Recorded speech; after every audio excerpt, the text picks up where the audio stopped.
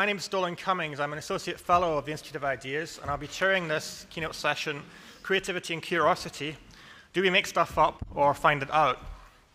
This session is in partnership with the British Humanist Association, and we were particularly pleased when Andrew Copson from the BHA came up with the idea, because I think it's something which is an ideal topic for the Battle of Ideas, and really explores humanism in rather more depth than perhaps sometimes people think of it.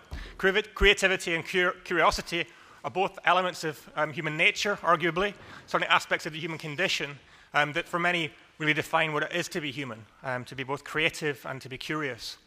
But I suppose the point of this session is to delve a little deeper and say, what do we mean by that? Do human beings really create? Creation obviously associated with God, and human beings rather less creative than God. But we don't all go along with that idea. What does it mean for humans to create? Do we ever genuinely create anything new, or is it simply about developing what's already there? Is there innate curiosity about finding out something that's already there, or do we in fact impose order on the world through science and through reason? So those are some of the very general questions. I'll introduce the panel in the order in which they're going to speak. First, on my immediate right is Dr. Ken Arnold, who's Head of Public Programs at the Wellcome Trust and author of Cabinets for the Curious. Next will be Dr. Tiffany Jenkins, on my left, who's the Arts and Society Director of the Institute of Ideas and the author of Contesting Human Remains in Museum Collections, The Crisis of Cultural Authority. Next to Tiffany, Professor Colin Lawson, the Director of the Royal College of Music, who also is a period clarinetist and the author of Mozart, Clarinet Concertos, and Brahms' Clarinet Quintet. Next to Colin is Ruth Padel, who's a poet and writer, and the author of Tigers in Red Weather, Where the Serpent Lives, and Darwin, A Life in Poems. Ruth also writes a deal about the process of reading poetry, and her latest book will be a combination of poetry and prose, Mara Crossing. And then finally, on my far right, will be Professor Raymond Tallis, a fellow of the Academy of Medical Sciences and author of Aping Mankind, Neuromania, Darwinitis, and the Misrepresentation of Humanity. So that gives you an idea of the range of speakers that we have for this very broad, but I think important topic. There's more about them, of course, on the website. So without further ado, I'll give each, as usual, 5 to 7 minutes to speak, have a brief discussion on the panel, and come quickly to you for comments or questions. So Ken, would you like to start? Yeah, thank you, Dylan. Good afternoon, everybody. I'm going to spend my 5 minutes talking about the creative potential of the idea of reinventing the wheel. I have to say, every time someone says there's no point in reinventing the wheel, my heart slightly sinks. And I can't think really of any more flattering epitaph to be written on my grave than he valiantly tried to reinvent the wheel. So what I mean by this is not the borrowing of somebody else's wheel, or indeed the copying of the wheel off the internet, but the genuine and meaningful notion of reinventing something that's already out there. And maybe, if not reinventing it, then at least re-examining it, reconsidering it. When I was doing my PhD many years, in fact, sadly, many decades ago now, I remember feeling quite challenged by the definition of a PhD, which was to make an original contribution to knowledge. And this idea of thinking something that nobody had ever thought before, that would then last for the rest of time, even then felt extremely daunting. And that was before the internet. So now, every half-cocked idea that anybody has anywhere, within 30 seconds, is on some blog or other. And as far as I can work out, very little of that stuff is ever removed. So I guess my particular interest then, and what I'm arguing for, is to think about the creative potential in things that we think we know, but that probably don't know as well as we think we do. I was struck the other day thinking about Donald Rumsfeld's fantastic contribution to the history of philosophy. And that marvelous differentiation he made between the things that we know, the known knowns, the things that we don't know, the known unknowns, and the things that he was very worried about, which was the things that we don't know, the unknown unknowns. And of course, he was thinking in terms of defense, etc. And I thought he'd missed out the most interesting ones, which are the things that we think we know, but actually we don't know quite as well. So I'm here to argue for the creativity of unknowing the knowns. So this is re-examining things that we half know the truth of, Things that we used to know well, but actually if we think about it, we don't know so well. I mean, arguably that's the whole of history, maybe. Things that have changed meaning since we last thought about them. And also things that we think in very general terms about, but actually can still be delighted by and electrified by single instances of them. And I guess, as you can probably tell, this is the curator's epistemology. So this is thinking about knowledge in the context of who we find it out from, of where we are when we find it out, what form it comes in, what other ideas it's connected to. All of that seems to me just as important as the abstract notion of knowledge. My job at the Wellcome Trust is to run a still new venue called Wellcome Collection, and I think much of what we've been doing there over the last 4 or 5 years is taking things that we think we're familiar with and then trying to make them strange, trying to make them mysterious, trying to make us be interested in the things that we already think we know. I think that's probably enough for me, except to repeat again, I'm interested in the creativity of rethinking what we already know rather than searching for new knowledge. Okay, thank you, Ken. Tiffany.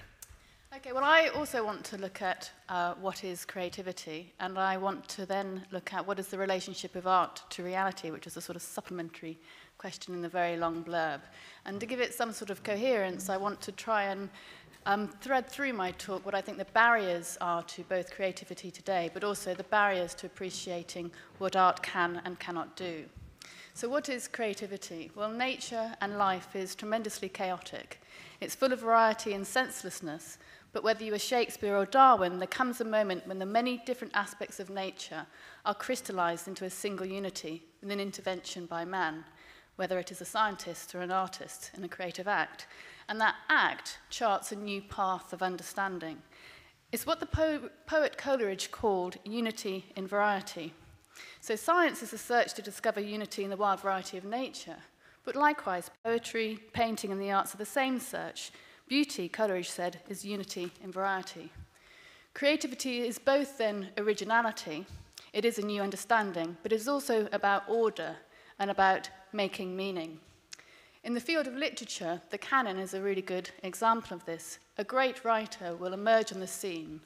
Previously, you would never have thought of the book that he or she would have written. But once she's published and it's sort of recognized as a great work, it becomes an inevitable part of that sequence. So the canon is both something that is slightly fixed, but also open to change.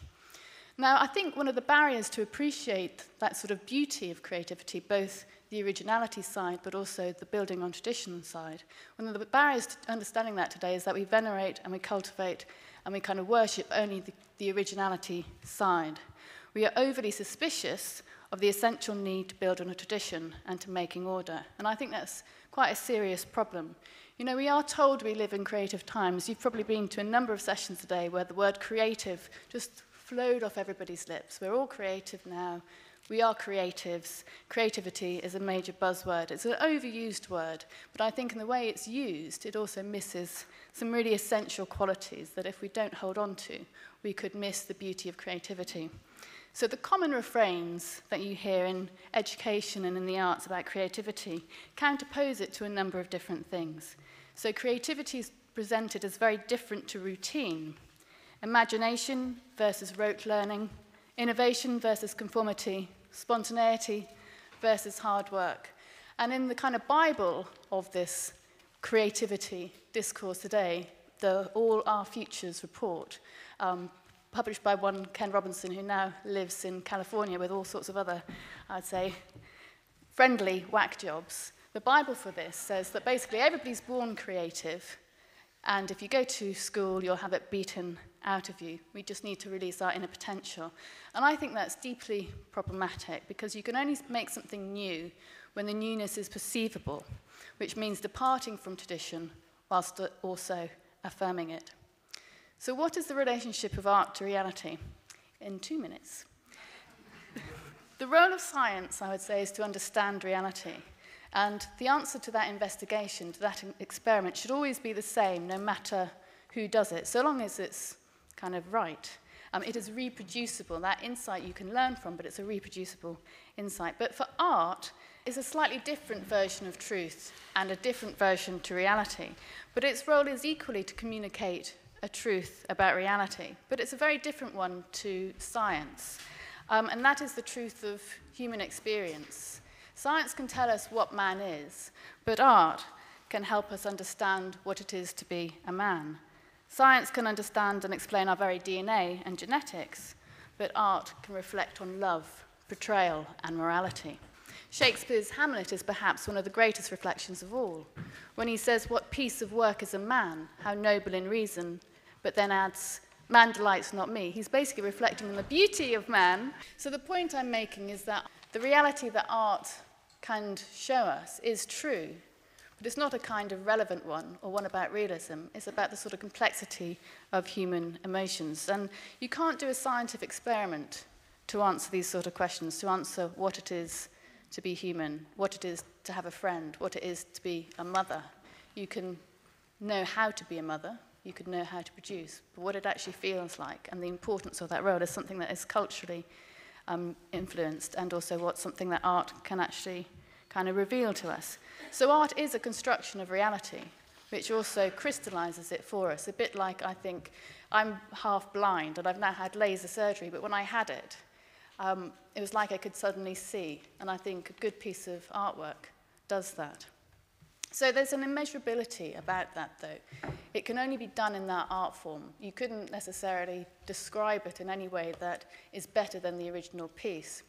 And yet I think there are a number of trends today that actually want to do that. They want to remove that kind of mystery, kind of demystify that truth. And it's not a mystery that I think can be solved, actually, and I don't think we should do so. It's intangible and beautiful. So what are the ways that this is happening? Well, one of them is instrumentalism, and I think this is something that affects actually everything. Science and art are both infected and affected detrimentally by instrumentalism, and that is they are both determined to have a purpose by their paymasters, but also by culture. So they're constantly asked to do something beyond find out about the world and tell us about it. But there's also another trend which does involve science, but I don't think it's necessarily good science, and that is asking science to show us what it is to appreciate art. And some of this is brain scanning, where people look at a picture and then the scientist, and I don't think this is very good science, the scientist sort of says, oh, well, this is lit up, so when this part of the brain lights up, that can tell us what art is. And the Art Fund and the HRC are kind of doing all these experiments, and I think it's a real waste of time and a real waste of money.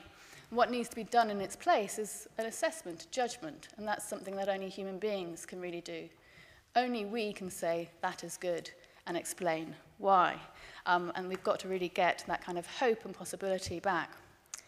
To conclude then, you could say that art finds it out and science, and no, wrong way. You could say that science finds it out and art makes it up. But I think that it's far more complicated than that, and there is a relationship between the two. For how do we know what to find out? There isn't a checklist. I mean, there are certain things we want to cure, certain diseases, poverty, all sorts of kind of things that you think you could harness science and technology for. But those questions and that kind of desire to do so is something that is culturally influenced. And likewise, once you know the answer, say reproduction, we know how not to have children. There are a number of questions that are then, you can not have children, but you can also, I suppose the point I'm making is that we decide what to find out regardless. So it's not just a question of making up or finding out, the two work together. The end. Thank you. Colin. Thank you very much, Dylan. A year ago, I took part in a Battle of Ideas satellite debate on the nature of genius. I was reflecting then that all music tends to be remade in a way that reflects the era of the performer. The invitation to today's debate on creativity and curiosity immediately brought to mind a spectacular case study.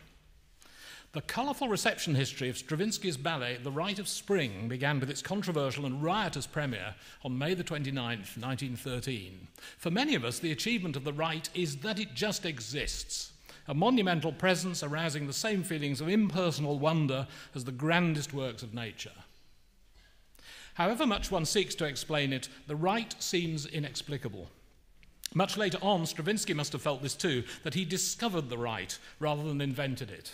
More than 45 years after its composition, he wrote, "I heard and I wrote what I heard. I am the vessel through which the right passed." Yet at the time of its gestation, Stravinsky had described composing the right as a long and difficult task, a claim supported by his surviving sketchbooks. Within the piece, innovation and revolution go hand in hand with techniques in which Stravinsky was brought up and trained. Unsurprisingly, Stravinsky's own relationship with the piece changed radically throughout his life. Listen to his 5 recordings of the right and then try to decide how he wanted it to go. Many of today's performers are obsessed with historical accuracy, yet it's been observed quite rightly that we encounter the vast musical treasures of the past from the one vantage point available to us, our own aesthetic experience. Our desire to explain everything, even when the subject is fundamentally beyond text, is informed by a cult of celebrity that was unknown in earlier times. Our vocabulary carries a new set of overtones, with words such as classical, serious, musical, genius, and masterpiece that would have meant little at a time when music was more closely woven into the fabric of society. When we encounter exceptional achievement, we rapidly reach for that vocabulary. Wow! Mendelssohn started composing only at the age of 10 and 6 years later produced the octet. We love to categorize him as one of the greatest child prodigies in the history of Western music, even if his talent can, in a sense, be readily explained as the product of a natural talent born of an artistically and intellectually rich family. And what position does Mozart occupy? In many parts of the world, an overexploited and overexposed Mozart has almost come to represent Western classical music itself. These days, there's a Mozart for each and every one of us. The great man is invoked to sell confectionery, cheese, spirits, and tobacco. You can have a Mozart ski holiday or attend a Meet Amadeus event. A Google search yields more than 8 million items about Mozart, on a par with Jesus Christ and Shakespeare, and ranking well above Wagner, his nearest rival among composers. Of course, the special quality of Mozart's music is responsible for this level of interest, utterly direct yet emotionally elusive, simple yet infinitely complex. Indeed, his music seems to have a special resonance for our own troubled times. But the Romantics, immediately after Mozart's death, wanted Mozart to be a certain sort of composer, one that he actually had not been. They described him as composing freely. Would Mozart have understood this concept? Of course not. He wanted to be needed and appreciated and to make the most of performing opportunities. Whilst he was conscious of the musical value of his compositions, there's no evidence that he ever wrote for some far distant future. Only recently has research into Mozart's compositional method finally exposed as a myth the notion that Mozart carried all his music in his head, awaiting only some free time to scribble it all down. The usage of words such as creative in connection with the production of musical works of art illustrates our tendency to mythologize. The idea of composers as creators or musical artists in a categorical sense is really a feature of the modern era. Mozart doesn't indicate anywhere that he regards himself as a genius or creator, whilst recognizing that he has genius, a superior talent for making music. In reality, Mozart's pragmatism is evident in many facets of his professional life. He worked within the conventions of his time, stretching them to their limits. But our view of how far he broke those bounds altogether will depend on how far we want to identify him with the generations that followed and how far with those from which he emerged. It's clear that Mozart's principal focus was to address specific situations, such as commissions, concerts, and dedications. At the same time, he contrived to produce a stream of sublime music that really does reveal truths about the human condition, and not just on the opera stage. It's not just that his music represents a heavenly panacea in a turbulent world, but that he can play any role you give him, political or commercial, comic or spiritual, popular or highbrow. So perhaps in the case of Mozart, Mendelssohn and Stravinsky, it's the distinction between making stuff up and finding it out that is problematic. Thank you, Colin. Ruth Padel. Thank you. Well, I'm going to start with Mozart too. If you look up Mozart on the net, you might find these words attributed to him. When I am completely myself, entirely alone, or during the night when I cannot sleep, It is on such occasions that my ideas flow best and most abundantly. Whence and how these ideas come, I know not, nor can I force them. Well, even in the 19th century, this was known to be a forgery in about 1815.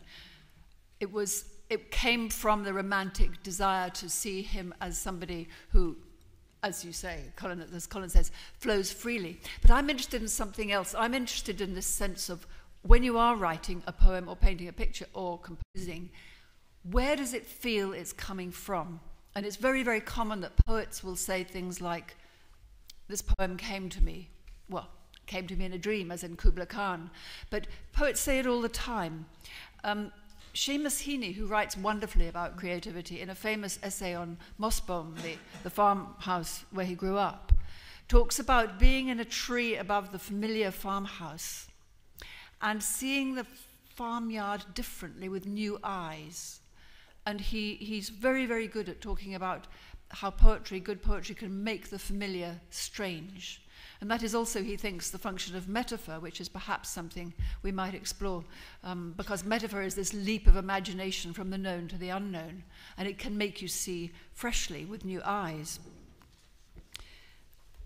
And I think I want to bring in God at this point. I know this is under the auspices of the Humanist Association, but for a very, very long time, the sense that there was something else out there that you were writing for, making a cathedral for, composing from, inspiration, breathing it in, was an incredibly important feeling to have. It may be to do, Ray might tell us more about left side and right side of the brain, the rational versus the unconscious aspects to the feelings and the thoughts, the way you're expressing them. But now I want to turn to something that Tiffany said and talk about the relation of art to whatever reality is. And I want to talk about history and to take a famous painting, Vermeer's Art of Painting, in which, or the artist in his studio, I'm sure you all know it. There's the painting, there's the artist in front of you, turning his head round to face you, and he's got a canvas. The canvas is blank, except for a laurel wreath. And in front of him is a nice Dutch girl who's dressed up, who's disguised as the muse of history. Now, it's a very, very common topic then in Vermeer's time that painting was the sort of result of a love affair between the painter and his muse. And for muse, you can read anything. But here is this girl dressed up as the muse of history, but she's dressed up as a Maenad. That is one of the mad women who are followers of Dionysus. Well, this painting has been endlessly interpreted, and it was the one painting Vermeer never sold, even when he was poor. And what is he perhaps suggesting to us about art's relation to history? That you're taking the muse of history, Clio, whose name comes from glory. It means Clio, the muse of history, was from Cleo, of telling the glorious things human beings had did. But she's blank. All he's got are the leaves of laurel in her hair. And taking a Maenad to represent the history of what human beings did is a very sort of unstable marker. So I'm going to end with a poem about this painting, because I think that Vermeer is asking a lot of the sorts of questions that are underneath our session today. And this is just called the art of history, but it could also be called art and reality. She stands beside a death mask under a chandelier, head turning from an unseen source of light. She's holding a leather Thucydides and a 17th century trumpet without piston, slide or valve, as if she doesn't know what to do with it and might prefer a lute. On the map behind, south is torn from north, the west on top, the east nowhere. On the canvas, all that shows are glaucous leaves of laurel for her hair. The real picture, the one Vermeer never sold even at his poorest, is himself painting history in disguise as a Maenad. We might take her hand, Step her down from the frame. Dress her in jeans and a t-shirt. Open those eyes. She's not a scholar collating an archive, though she'll help if they're fair. Nor a journalist after a story, twisting what's said to make scandal sell, though she's on their side too, if they mean well. She's blood from the heart's right ventricle, witness and balance, sift, record, and judge. Her name, Cleo, comes from glory, telling glorious things we did. But she's a wild one. Look at her, making us feel out of depth or guilty for not listening. Oh, she's foul play. She's dust on a galactic nebula, nothing to do with today. She'll spend centuries name-checked and dismissed. History's bunk, but she's all there is. Thank you. Raymond Tallis, follow that, if you will. Oh, woe is me. First, I'm assaulted by the scenery, so I'm expecting a bit of injury time for this. And worse still, I've taken the question rather literally. I was brought up to answer the examination question, and it says, do we make stuff up or find it out? And I will see why my fellow panelists were very wise to, as it were, move around the question rather than butt their head against it. But I'm going to try and butt my head against this unanswerable question, because it is a huge question. Do we make stuff up or find it out? And it can be answered at several levels. On the most fundamental level, there's the question of whether we humans collectively have access to what is real, or indeed what we actually have access to is something constructed to serve our needs so far as we understand them. In other words, whether our collective consciousness, far from being a window onto an extra-human world, is a means by which we construct an idea of the world that enables us to survive or even flourish, but tells us little about what really is out there in the absence of humans. Now, people who argue for this point to one startling fact. All our scientific theories, our most sustained and seemingly most successful attempts to discover and describe how the natural world really is at the most general and fundamental level, all our scientific theories have been superseded by other theories. As soon as we feel we've got the universe sussed, new facts emerge that overturn our theories. There's no reason to think we got it right this time, because every time we thought we got it right, something turns up to show us we haven't got it right. We have to question ideas. How settled everything seemed at the end of the 19th century, and suddenly along came Planck and Einstein, and everything changed in a way we still haven't fully understood. As Richard Feynman said, anyone who thinks they understand quantum mechanics doesn't understand quantum mechanics. But before we run away with the idea that even scientific accounts of things are just pretty dreams, let me offer you three things to make you think again. Firstly, science works. It must have something sussed about the world, so to enhance our ability to act on it and to achieve our aims of living longer, healthier, more comfortably, materially richer, and so on. Now, to the pragmatist's assertion that we count things as true because they work, we can retort that perhaps they work because they're true. Secondly, we can be surprised how even those things that seem to be the pure playthings of our creative imagination may turn out to help us get a grip on a material world that doesn't care for our imagination.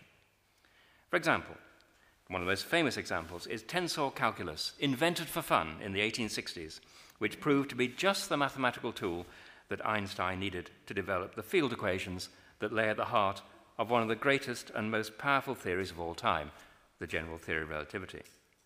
And thirdly, there are scientific truths that seem unlikely to be dislodged, as in the case of Archimedes' discoveries about flotation, or theories that are assimilated simply into larger theories. Einstein didn't overthrow Newton, but simply showed that Newton's laws applied so long as we're dealing with the vast majority of cases where objects are moving well short of the speed of light. Now let me step down a level and consider ordinary facts. Facts are the things that we characteristically discover rather than invent. But this is not as straightforward as it sounds. When we investigate the world, the facts we turn up will depend on our interests and on the instruments we use. Even when we're using our unaided eyes, what facts we extract from the scene before us will be dependent on a lot of things about ourselves. Someone says, "What's that over there?" I say, "Oh, a blue car." Someone else might report a 2011 Lamborghini or some other bit of junk.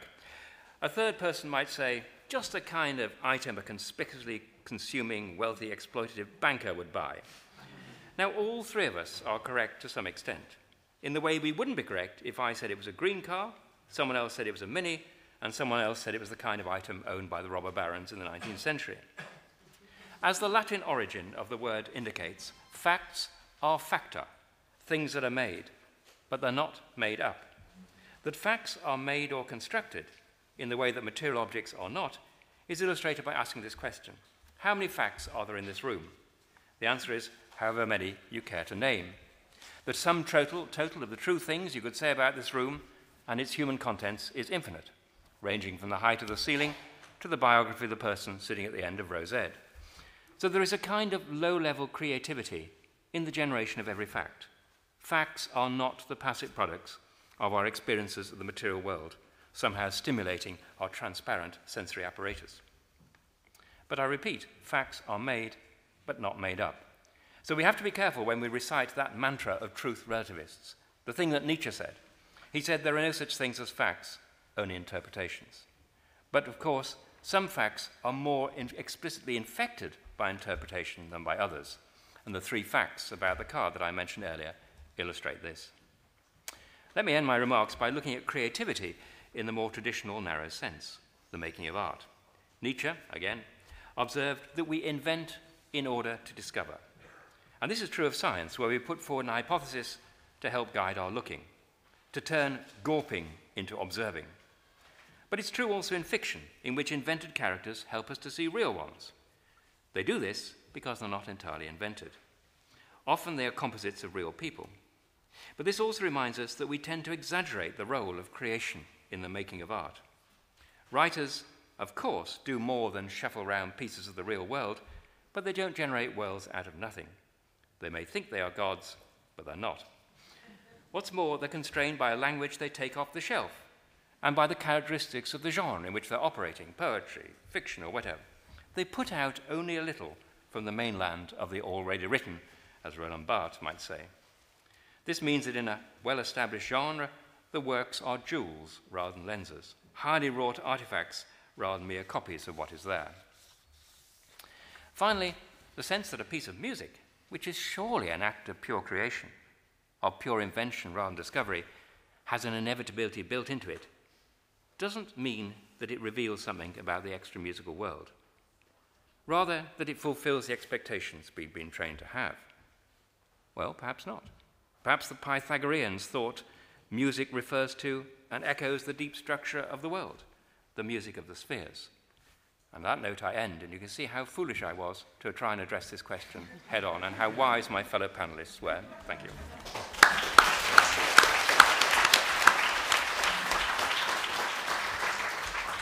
Okay, thanks to all the speakers. Before I come to the audience, I suppose there does seem to be a general consensus against the more extravagant romantic idea of creativity. We haven't heard anyone insisting on human ability to create something radically new. So we've had the idea of unknowing the knowns, or Ruth talked about making the familiar strange. This idea that what we call creativity is really about rediscovering and reinventing, as Ken put it. Is that all there is to it? Is there anything to be said for this romantic idea of the artist as creator, or is that something that we should just get over? Anyone want to respond to that? You've got to define creativity somewhat, and it seems to me there is creativity in my making sense of this room as I look around myself, look around it, bringing it together. Indeed, that unity and variety, I think that Ruth referred to in Coleridge, I think it was Ruth, is precisely what is normal about the visual field. We see a unified visual field, and we bring it together in all its various contents. That is a low-level creativity. If you're thinking of creating something absolutely out of nothing, then none of us does that, I think. We're all of us happy prisoners of traditions, where all of us use instruments that have already been created by our predecessors, and none of us, as it were, does the equivalent of what God is supposed to have done at the creation. He didn't, by the way, but that's a humanist view. We'll come back to that. Ken. I'm struck by a sense that creativity is a process, and we've talked quite a lot, I think, about the beginning of the process, but the end of the process is equally fascinating, I think, and that's to do with what happens when we share creativity. So, so many of us, all of us, have creative things going on in our minds all the time. most of them not worth sharing. I think all of the things that we on the panel have discussed as exemplars of creativity are lodged there because of how they've been shared. And I think my sense is there is a creativity of the making, the imagining, the capturing, but then also the sharing of it. And, you know, we're undergoing in this room a sort of small, arguably, certainly from my perspective, rather low-level version of this, of trying to convince people. And the art and the creativity of getting your ideas across to somebody else, whether it's through an elegant scientific theorem or a wonderful poem or a fantastic piece of music, it's that moment of putting it outside of yourself and in front of somebody else. And there is a lot, it seems to me, that we mean by creativity in that moment of making a connection with other people. Yes, I go along with that completely. That I think that in creativity there are always sort of three perspectives, three parties to it. There's the person who's making something. You could have a child playing with Play-Doh, or you could have chipping and making a chair. But you're making it for. You're making the chair for someone to look at, for someone to sit on. So there's you, and there's the chair, and there's the other person, the gaze of the other. And that's why God, to bring it back again, was so useful, because he could see what you were doing. And there was a dative sense of doing it for him, as it were. And it is this sharing. I mean, Les Murray, wonderful Australian poet, all his collections are just dedicated to the glory of God. And it's somehow, I think, easier to bear if you think it's wonderful, that it hasn't come from you. I think that's a very interesting, or it's for somebody else. Thanks, well, forgive my bringing music back into this. I mean, Haydn said the thought of God made him jump for joy, and a very convenient thing to say, because a lot of his church music does have that spirit, and might have been subject to criticism for that reason. I keep thinking about the internet during this conversation, that actually in the year of Mozart's birth, I mean, the internet, in a sense, was waiting to be invented, but I think his 40th symphony wouldn't have turned out as it did had it not been for the circumstances surrounding it. There's a great scene in the Amadeus film when Mozart storms onto the scene, and the great musician for him, is it Salieri? Salieri. Yeah. Just realises he's just rubbish in comparison, and it's a wonderful moment because you can really relate to him. Because we all have those people who come in and they're just a million times better than we are. And I just wonder if there isn't something in the artist as creator, actually, Dolan. I just wonder about that, particularly now. You know, there's this play called Anonymous coming out about Shakespeare, and basically arguing it wasn't him, couldn't have been him. And I think we're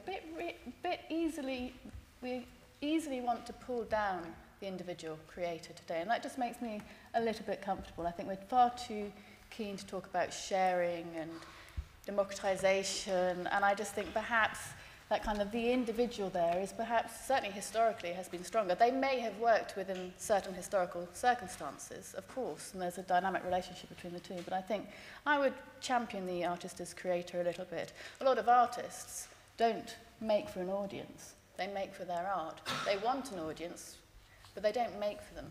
I completely support what Tiffany's implying, because the assumption that we're all equally creative, I have to tell you, anybody had to listen to my string quartets would want to slit their throat. So it's absolutely the case that there is an amazing non-equality of distribution of talent and of things worth looking at, listening to, and so on. And one of the depressing things behind the idea of we're all equally creative is vast numbers of people, for example, write poetry and never read the bloody stuff, apart from their own. And it's this idea that there is even distribution.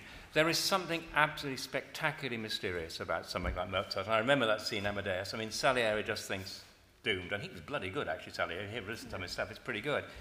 But it does seem to me that one explanation does not lie in the brain. Neuroaesthetics is utterly and totally bankrupt. It is a disgrace to neuroscience, and it's a disgrace to art criticism. But that's another story. It's just to chime in on that last point, Raymond. I think Colin said something about the need for a myth of creativity. And it does seem to me that, arguably what we're doing on this panel is reducing the opportunity for creativity, because I think there is a strong sense I have that the closer we come to thinking we understand creativity, the less likely we are to be creative, or indeed to be interested in what it is, that there is an essential myth and there's an essential mystery at the heart of creativity, and I guess I'm also quite keen on championing that perspective.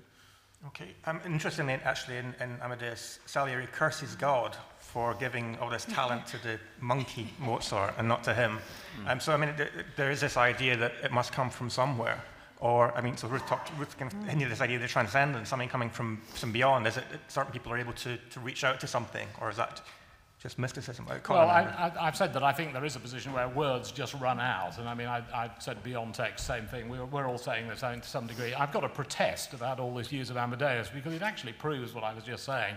We've rethought Mozart for our own times. I mean, it's all very interesting, but, you know, Salieri wasn't necessarily like that. We love to believe it, and I was talking about remaking Mozart. You're proving it. You're regarding Amadeus as some fantastic source. It's, you know, a lot of it's baloney. I want to put in here a word for craft, because it seems to me that craft is what represents the sort of sharing element that Colin was bringing up. And, you know, you have to have the craft. That's why it's so annoying when you, for instance, judge a poetry competition and you see thousands of poems that are written by people who clearly haven't, as Ray said, read other poems. And, you know, judging one once, a friend of mine said, well, would you taste the bread of a baker who'd never eaten anybody else's bread? So you have to have the craft, and then you have the people who have naturally got it, who have a natural talent. And you know that even when the poem is badly made, you just know that they've got something. So of course the talent is unevenly distributed, but it's got to be addressed through the craft, and that's what Mozart was, you know, writing his clarinet concerto partly to pay the rent, as I understand it. I mean, because he had a commission. He was inspired, but he didn't write because he was inspired. He wrote because he had a friend and worked on it with him for 3 weeks. So a sort of pragmatic tale again, so I agree. Yeah. Okay, on that note, I'm going to come to the audience. Firstly, yeah, this idea that science has nothing to say about beauty, it's as false as saying that it has, you know, it can completely explain beauty. Saying that it can't explain love or that it can explain love, they're equally false positions. And certainly if you would consider someone who, or the people who are able to navigate both, someone like Leonardo, he would not have found the notion that science had lots to say about love strange.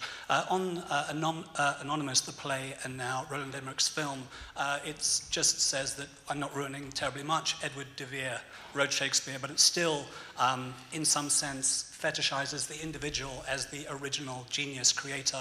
And I think Professor Tallis had some profound things to say about that much of what is repurposed is taken to be original and absolutely creative. I'm running out of time, so I will just quickly say, at the level of the brain, pattern recognition is in large part what drives our intelligence. I'm aware that I'm chumming the water for Professor Tallis here, but that explains much of much about our creativity. We can't explain everything, but it's not a coincidence, for instance, that the Renaissance took place in coffee houses. Pattern recognition is at the level of the brain, enhanced and driven by dopamine. Dopamine agonists encourage creativity. This is why you have so much, I said in a previous debate, so much drug use in creative professions. It's super helpful, dopamine. I noticed that you confine creativity a lot to humans. Of course, we do know, for example, for higher apes, they can be quite creative. It's well known, actually. And in fact, people are looking at, for example, robotic, where we understand the robots. Now, the classic robots are very boring because they do just what we tell them. But there's a new way of handling robotics, which is basically based on how the robot fits into its environment, which, if you look from the outside, you don't know how it's built, it looks creative. So you could actually say that the creativity there comes from the interaction of the robot with this environment. So the environment, the fact that the environment has structure, gives the robot the ability to become creative. Now, of course, on a very primitive level, but it does not exclude, or that is an indicator that humans rely a lot on the fact that their world has structure to get the source of creativity from there. I want to stick up for the romantic extravagance of the imagination, and I'm going to corral William Blake in my service here. And William Blake said that the imagination was the human form divine.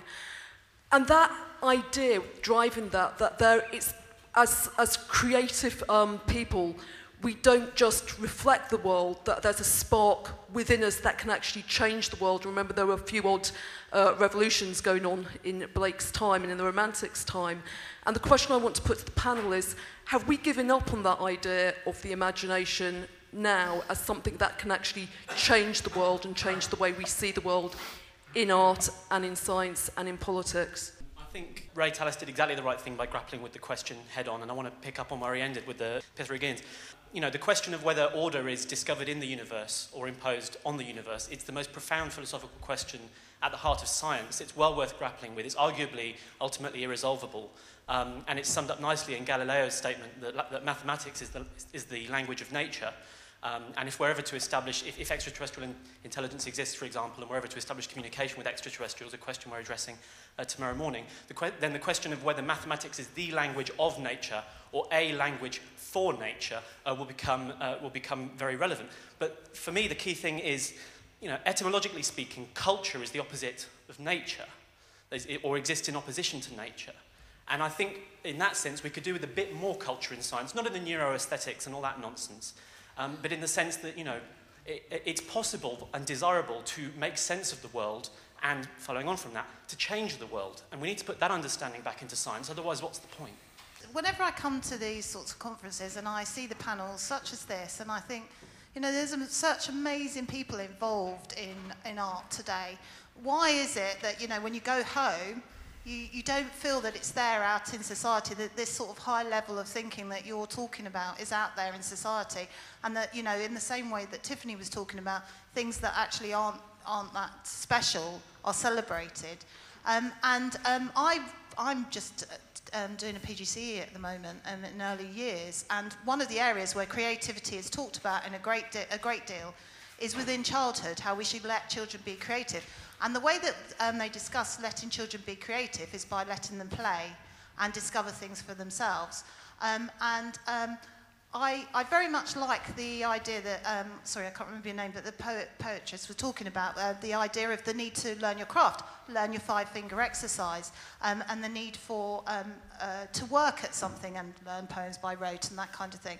And it just strikes me, you know, why is there such a big gap between what it is we're trying to do in society and the, you know, the talent that is here today that actually does come from hard work. And I think this is where the issue of Mozart comes in, and why we're kind of scared to celebrate Mozart for who he was, and we want to celebrate him as a gift from God or from something, because actually what Mozart represents isn't the genius, in my mind, isn't the genius of one man. What Mozart represents is the genius of men, embodied in one man, because it's through what went before, it's through the conditions that he was in that created that. But what we seem to be doing now is relying on the genius developing automatically by letting the children play, almost. Okay, well, there's a lot there. I will come back out. We've had dopamine, apes, the romantic imagination, mathematics, learning by rote, children's creativity. Ray. First of all, regarding dopamine, I mean, basically the dopaminergic theory of artistic creation and appreciation will not enable you to distinguish between having your organs played with, sex, and hearing an organ toccata-Bach. The same. So it suggests that the science isn't very good. The second thing is, I very much like the reference to the Romantics, because there is the distinction between fancy, which merely moves tokens around the place, and imagination, which welds things together in a totally new way. And I still think that is a live and real sense of what creativity is about. But it's Sandy's point I wanted to respond to, because I think the great humanist challenge that we face at the moment is to understand the fact that the world makes sense to us, the greatest mystery of all, and the extent to which that sense is imposed upon us by us collectively, and the extent to which it's something we extract from or find in the world. And there is a concept of logos, which has gone right through Christian, pre-Christian, and even contemporary thought of the intelligibility of the world, and different takes on the notion of intelligibility, why it makes sense. Was it implanted by God, or is it extracted by us? I think is one of the key ideas for those of us who are humanists, who want to think seriously about what human beings are and what their place in nature is. Okay. Tiffany? Well, to answer the point about dopamine, why are we asking science to explain to us what it is to be in love? I mean, do we not have our own experience that does that? Do the arts not do that for us? I'm interested in why we kind of want to dispel that mystery and kind of pull it down and tear it apart.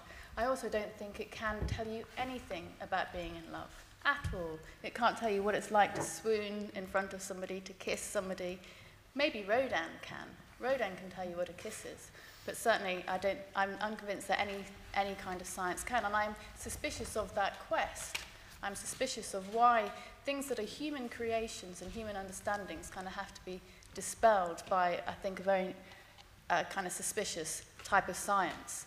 Somebody made a point about imagination. I mean, if you look at the arts, it's very interesting that, in fact, I think they're suspicious or scared almost of imagination. Everything has to, if you go to a museum, has to be kind of directed with kind of interactives and headphones and lecture series that go on forever. I'm not a Philistine. I like to kind of have these things enhanced, but the direct appreciation of man and the object, or mankind and the picture, I think is very much neglected. So there are certain things about being human which are about beauty and love that I think we're trying to dispel, and I think that's probably a little bit unfortunate.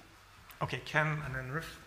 Yeah, also on that point about imagination, I feel myself completely torn between two very opposed views of where we are with our imagination now. Part of me thinks, because of the ready availability of all of our tools, particularly digital tools, that we have more access to the possibility of creating things. All of us on our MacBooks can do a bit of composing. We can all find thousands of images. We can curate our own shows.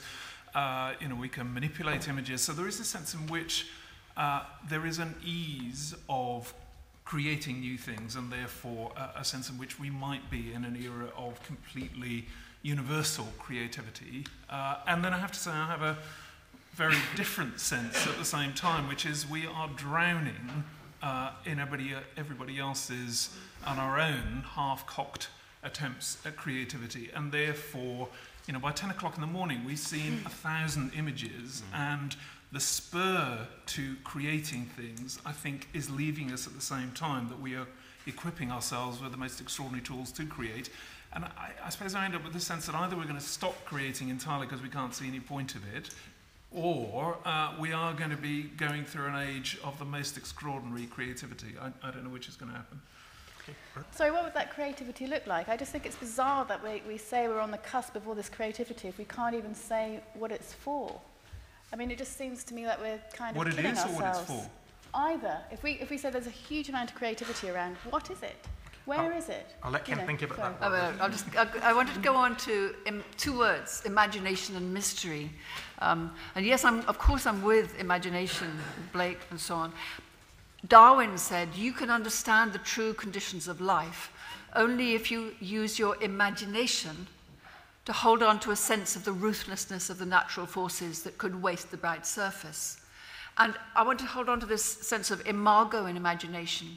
And imagination is the power of seeing I think, we could discuss it, as the power of seeing something that isn't there, hasn't yet come into being. And that's why, I think I might differ from Tiffany on this, that I can see why scientists would want to explore what being in love is from a scientific perspective. It doesn't lessen Rodin's kiss at all. But, for instance, and that's the mystery. Science wants to explore mysteries just as art does. I've been working recently on bird migration, or migration of lots of things. And I was reading something about the extraordinary things about magnetite in the back of the skull and how they go and how they know where to go and when and everything.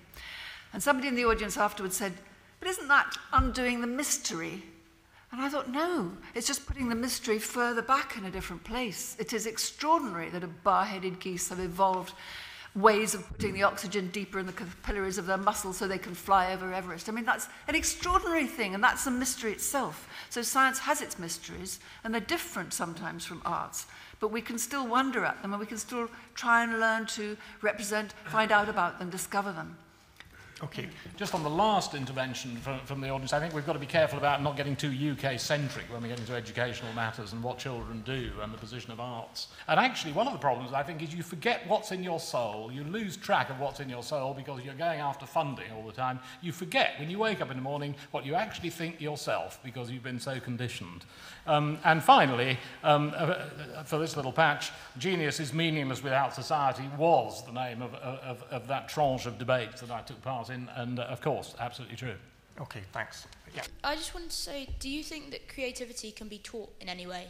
If it's a talent that you're born with, and it's something humans clearly have the power to do, and animals, I haven't ever read any research, but I think they probably do.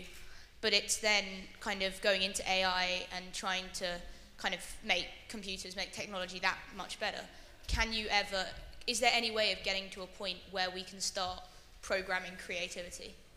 But also, on the young children, is there any way of, if they're not born with that talent, kind of, if they put the hours in, can they ever get there, kind of thing? I think that, as a principle, going back to one of the original points, I think that there are no original ideas at all, and what we perceive as being so are just build-ups, cultural build-ups from what we've gathered from our historical and cultural past. Which brings me to one of the, Bertolt Brecht, a German playwright, had as one of his practice theories, was to always be questioning himself. And I think that's, to some extent, what creativity is all about, is questioning what we are doing, regardless if it's arts or science or any other practice. Even lawyers do keep questioning their own practice in their sort of twisted way. So I think that, all in all, it's not about trying to reinvent the wheel, but to question what the wheel means and what do we use it for. About 60 years ago, I read the title of an article, didn't read the article, title of an article in the Reader's Digest. The secret of life is curiosity and discontent. You haven't mentioned discontent. Does it fit in with creativity? Hello, I'm just going to take issue with my friend at the back here and stand up for creativity. I was, a couple of weeks ago, Paul Barrand passed away, who we all know was the inventor of the packet switching network concept. And of course, upon which, of course, the internet is based, our cell phones are based. Before he'd had that sort of breakthrough concept, everybody in the world who was involved in telecoms knew that 80 telephone calls was the maximum you could get through a pair of copper twisted pairs. And of course, what he did, of course, by having that insight, by having that creativity, he vastly increased the amount of information you can send down the same physical device. So I think, and of course, once he'd made that breakthrough, of course, it was obvious. It was obvious to everybody then. Of course, you can do it that way. And then there were various other networks were evolved. So I think there wasn't anything like that before. It didn't exist. There wasn't anything. So before he had that concept, there wasn't anything. Once he'd had that concept, it was blindly obvious to everybody. So I think there is creativity. So just to the panel, I think, could we say a bit more about creativity outside of the arts? That's the first thing.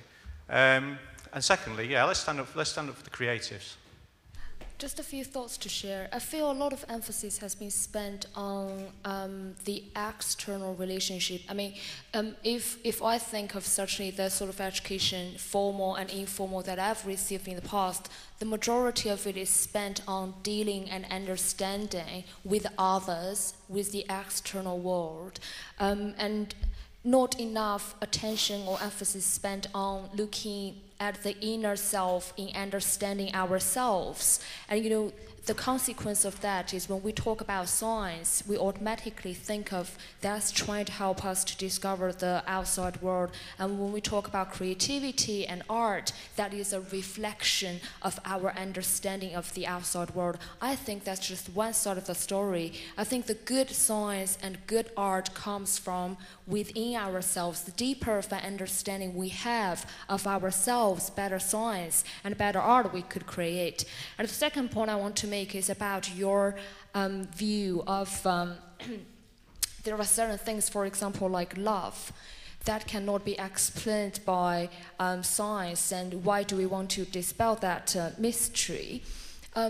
my argument is the fact that there is a mystery, a mysterious element to it, doesn't mean the same issue cannot be looked at from a different perspective. I do think there is a chemical basis for many things, for love, for other feelings, but does that explain it all? It doesn't. There is the mysterious part.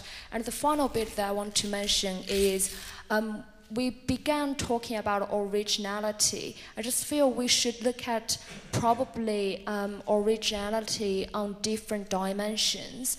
One is vertically looking at historically whether there are people who've had the thoughts or ideas in the past before, but another dimension is horizontal, is to looking at whether it comes from within. That is also a measurement of originality. Although it's true that it helps to have a knack for things like drawing or music, it does help, but artists I don't think are born, they're made. And Mozart had a talent, but he was doing music from about the age of dot, and he did it for years and years and years. And I think that it's a combination of play and hard work that makes creativity work. Picasso said that every child is an artist. The difficulty is remaining an artist when you grow up. And I think it's really to do with getting the ego out of the way, because I don't agree with the man that said, whoever it was that said, creativity is about questioning all the time. I think that if you sit down and think, I'm going to create something, and then you spend all your time thinking, is this a waste of time? Should I be doing something else? Is this all a load of rubbish? That's why you get creatively blocked and you never do anything. And I think science, when science discovers new things, it's happening when you're exploring without the impulse that you've got, the pressure to get results. When you can actually indulge in creative play, trying to explore and find something out, and you can do that for a really long time and do it daily. That's creative play, and that's the link between science creativity and artistic creativity, I think. I just have to say, I think the inward turn for art is pretty gloomy and doom-laden, actually, because I think a lot of the art today is all the worse because it is precisely very limited to people looking very narcissistically into themselves. Now, I'm not saying that art is not to do with individual subjectivity, but the individual artist on his or her own is fairly limited, right? Anything that's going to be rich and worthwhile and creative, whether or not it reaches genius level or just very good art level, I think can only come about when that individual subjectivity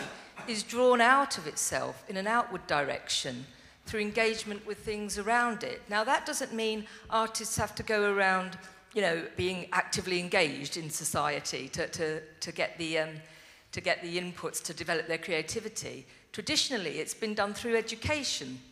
It's been done through cultivating the aesthetic sense, through craft that Ruth mentioned, through long apprenticeships.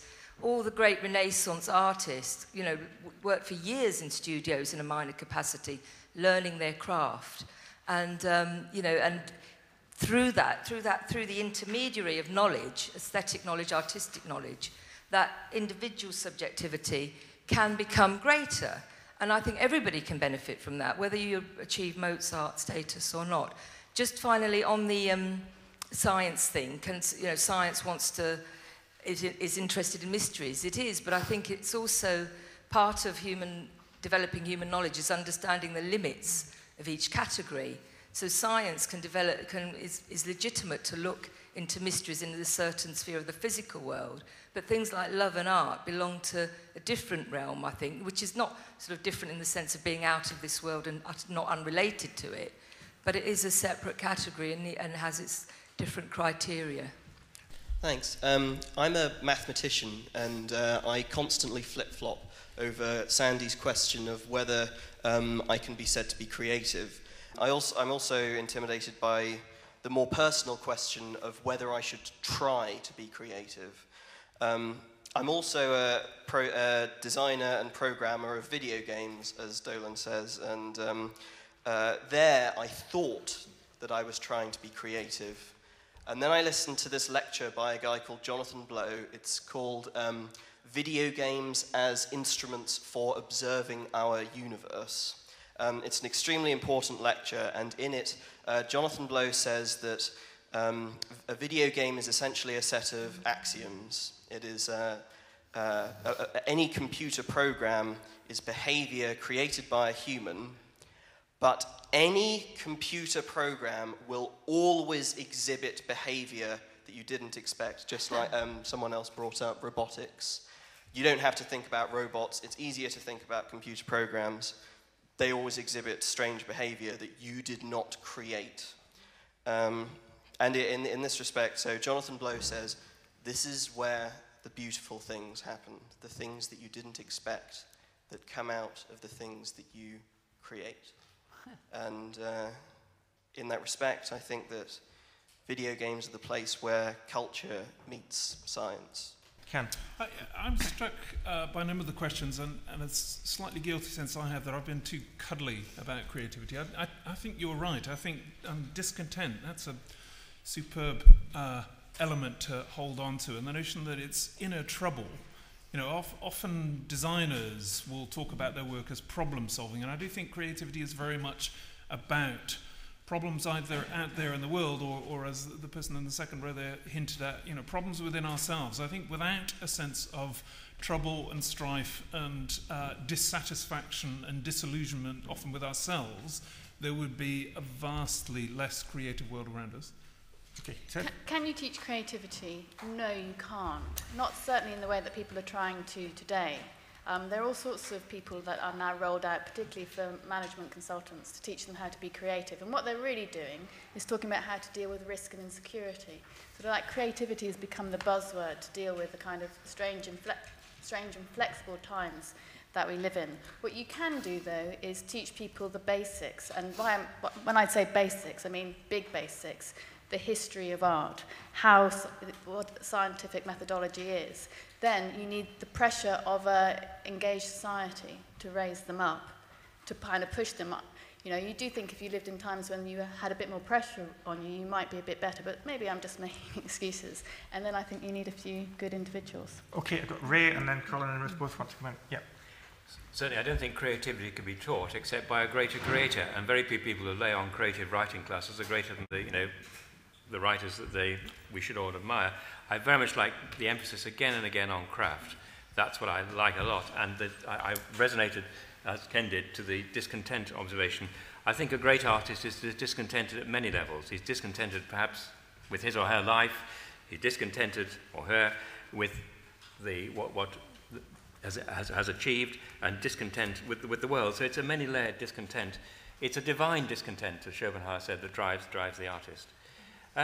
Yes, science can be creative, of course, and one's got some emblematic moments when scientists suddenly on the edge of consciousness realize the solution to problems, Poincaré, Kekulé, and so on and so forth. But I just want to finally take issue with somebody who at the back has said the most astonishingly wrong thing I've heard for a long time, and I won't name names, I'll just say somebody at the back, said there are no original ideas. Are you sort of implying that, for example, quantum mechanics was there in the grunts of Neanderthals, and that, there's nothing happened since then? Of course, new ideas are coming on stream all the time, genuinely original, genuinely frame-shaping and frame-twisting and frame-breaking ideas. Okay, Colin? I'm very glad design was mentioned, because that seems to me to be another area where all these agendas meet. And I mean, this could well be called the Royal College of Art and Design, except it's a bit of a crummy title, isn't it? Not as snappy.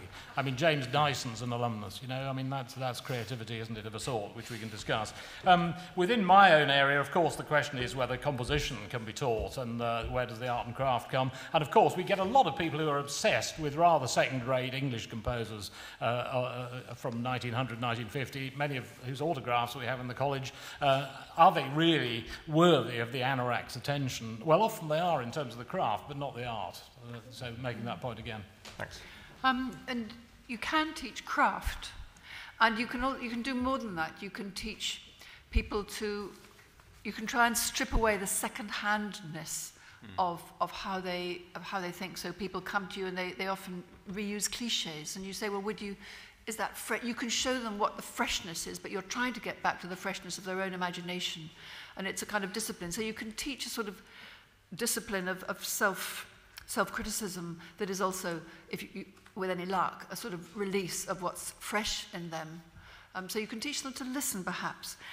I also like the discontent, but maybe we could widen that out, which would bring in design, to need. Maybe we create out of need. Maybe everybody creates out of need. I don't know if anybody saw, in a couple of days ago, there was a photograph in the Metro of an octopus that was using a paint lid as protection. And it had picked up its paint lid, and it was walking around with it. And apparently it's a sort of coconut octopus that normally uses coconuts, but there weren't any coconuts, so it needed something. And it improvised, and it came up with a paint lid. And I think that's perhaps where art starts. Okay, Okay, thanks. I'll try and squeeze in a few more before I give the panelists a minute each to sum up. Okay, first of all, Tiffany's point about wanting to respond directly to works in museums and arts. I think there's an issue with a massive problem with the academicisation of art and us being taught that it's too difficult for us to understand. And actually, I think it's very interesting what Ruth's saying about stripping away and freshness. And I think we need that for our perception as well, and not to be told it's too difficult, and just to be presented with these things that are truly fantastic and left to interact with them on our own terms. Secondly, craft, yes, massively important, but as a culture, and again, it comes with, with a huge privileging of academic skills, and that culturally, we have massively denigrated craft skills generally. I mean, if you think back to the past about the relationship, for example, with the Glasgow shipbuilding industry and Glasgow College of Art, which was where, I don't know if it's still the case, but parents in shipbuilding, kids would go into the art college, and you had that wonderful relationship there. About questioning and not questioning in creativity. I don't think they're alternatives. I think they're part of the same process. I think there are times when you have to ask questions during it, and there are times when you have to let go of the questions and just really, really go with it. And there's a really interesting sort of model of creativity, which a lot of people have probably come across, called the Disney process. And just very, very finally, creativity and curiosity, do we make stuff up or find it out? Why is that a dichotomy? People were talking about William Blake earlier, and he definitely saw creativity as a war. So what do we think? I think it was Tiffany who was talking about science trying to dispel love and trying to dispel things. Science doesn't try and dispel anything, it's simply trying to understand. I would argue actually that it is almost using the same process as art. It's simply trying to understand these things. And I don't see why, and it was certainly, it was touched on by Ruth, science can be used to enhance art much more, and should be used to enhance art. We have this separation between science and art, and both communities do it to each other.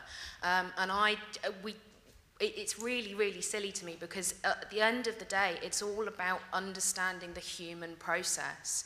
It's all about furthering the human experience, and why the two things can't seem to get along seems to me utterly ridiculous, because when you talk to arts people and you talk to science people, all of the same questions come up. How do we get funding? What's relevant? It's all the same questions, and yet there's this huge separation between the arts communities and the science communities. And I would argue that while there's very relevant science in art, there's also a lot of art in science. Thanks. Yeah.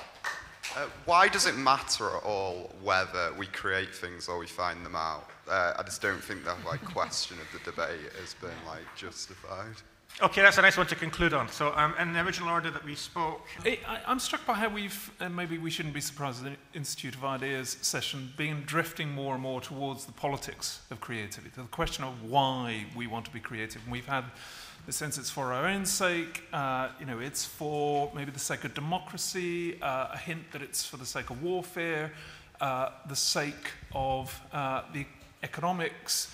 And I suppose lurking at the back of our mind is the number of times, and this is absolutely not meant to happen at the Institute of Ideas events, we're all struggling not to say that it's for God's sake. Tiffany. The relationship between art and science could be much better, but all the projects that I've seen that aim to relate the two kind of are deeply unilluminating.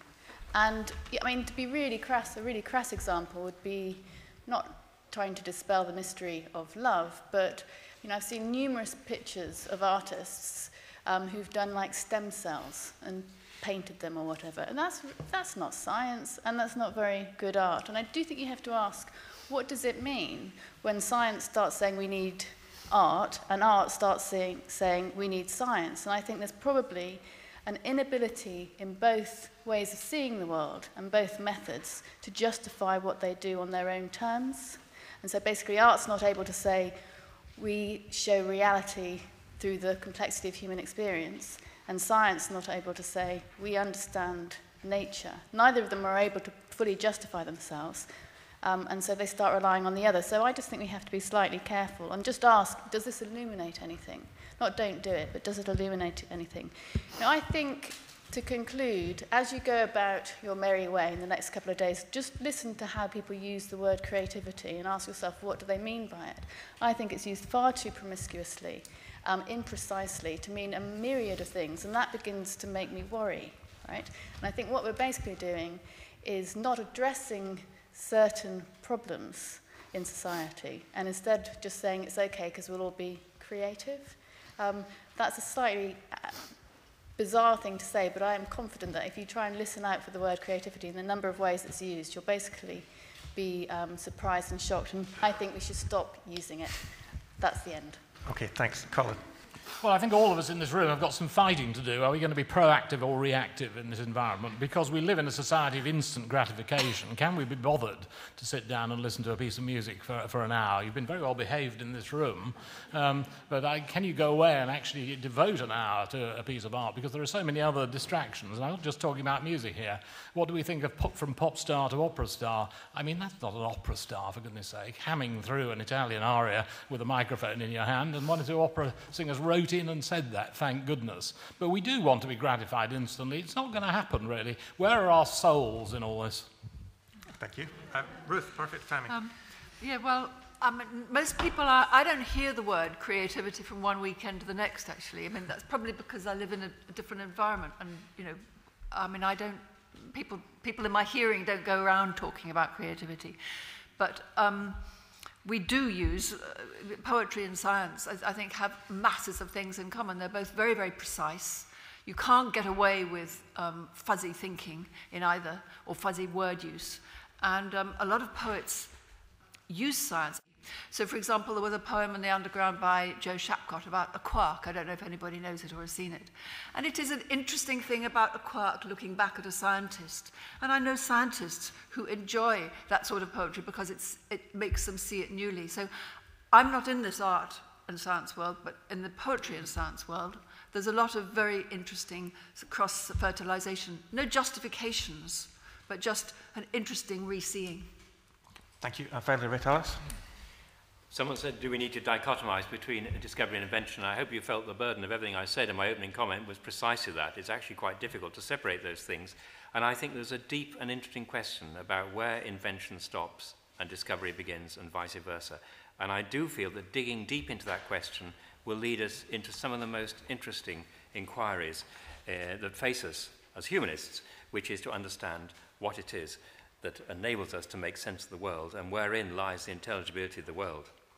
Ken said we should talk about, for God's sake. That is a blank term for me, I'm afraid. So I'm with half of Bach. You know, he said that he wrote for the glory of God and for the benefit of my neighbour. And I think on the whole, if I do anything at all, it is for the benefit of my neighbour and also for the benefit of my wallet. But I must pick up on this two-culture thing. In 1995, I wrote a book bemoaning the fact, called Newton's Sleep. Your Blake scholars will recognise the reference, bemoaning the fact that there appeared to be two cultures, a la Snow. I've been rather disappointed at those bridges that have been formed between the two cultures, because in the example, for example, neuroaesthetics, it seems to me as bonkers as the kind of science that Swift described in the Accademia Legedo, where the poor scholars were trying to count the number of sunbeams in a cucumber and so on and so forth, that sort of stuff. And it does seem to me there are some places where science and art do make good connections that illuminate both and reach, I feel like, a vanishing point from which both imaginary domains arose. But in most cases, they're pretty dismal science and pretty dismal art. One final thing about necessity and war. Yes, necessity is the mother of invention, and out of war came extraordinary developments in radar and so on and so forth. And within art, I think the pressure of necessity can often transform art. Even the pressure of commission. One of the greatest dialogues by Paul Valéry, who is one of the greatest writers in the 20th century, he had to respond to a commission to write something that was exactly 32,000 characters long. And in those days, you had to count them with your finger, not with a thing. And it's the most brilliant dialogue. So, yes, necessity is sometimes a very important mother, not only of invention, but of creativity. Okay, thank you.